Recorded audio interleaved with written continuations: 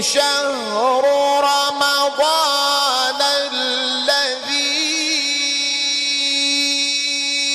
أنزل فيه القرآن